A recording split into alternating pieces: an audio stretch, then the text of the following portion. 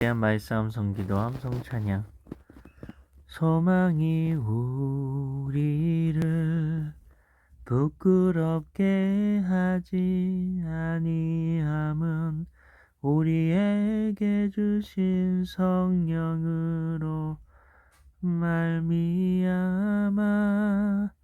하나님의 사랑이 우리 마음에 분바됨이니. 소망이 우리를 부끄럽게 하지 아니함은 우리에게 주신 성령으로 말미암아 하나님의 사랑이 우리 마음에 부은 바 됨이니. 로마서 5장 5절 말씀. 아멘. 말씀 기도입니다. 하나님 아버지, 복음을 말하는 로마서에서 바울이 처음으로 성령님에 대해 말씀하고 있습니다. 왜 이제서야 성령님에 대해 말씀하는 것인가요? 물론 1장에 성령님에 대한 다른 호칭이 나오긴 하지만 그건 예수님께만 대해 사용한 것입니다. 사람에 대해서는 성령님에 대한 말씀이 나오지 않고 있습니다. 그런데 드디어 바울은 사람 가운데 역사하시는 성령님의 역사에 대해 나누고 있는 것입니다. 바울은 믿음으로 의롭다함을 받은 사람은 하나님과 화평을 누려야 한다고 말합니다. 바울은 우리에게 이미 너희가 그 은혜에 들어가게 되었다고 말합니다.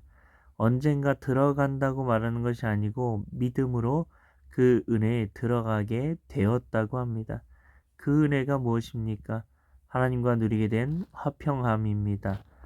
그런데 문제가 있습니다. 하나님과 화평하게 되니 환난이 찾아온 겁니다. 그런데 환난 가운데 인내하게 되어집니다. 인내하다 보니 내가 연단됩니다. 그 연단 덕분에 소망을 갖게 됩니다. 이 소망은 부끄러운 소망이 아니라는 것이 오늘 말씀의 핵심입니다. 이 소망이 부끄럽지 않다는 것을 어떻게 아나요? 성령님 덕분입니다. 성령님께서 우리가 환난 가운데 참게 하시고 내가 연단되어질 때 하나님이 나를 얼마나 사랑하시는지 느껴지게 하신다는 겁니다. 성령의 사람은 그렇기 때문에 부끄러운 구원 같은 건 없다는 겁니다. 하나님 아버지, 우리가 믿음으로 의롭다함을 받고 하나님과 화평함을 누리게 된 이 은혜를 통해 우리는 환난을 만나도 그 속에서 성령님의 은혜로 인내할 수 있게 되고 그 인내를 통해 연단되어진 가운데 하나님 아버지께서 나를 얼마나 사랑하시는지 알게 되는 겁니다.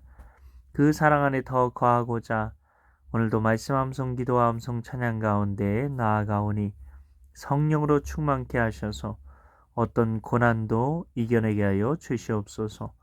믿고 감사드리오며 예수님 이름으로 기도하옵나이다. 아멘.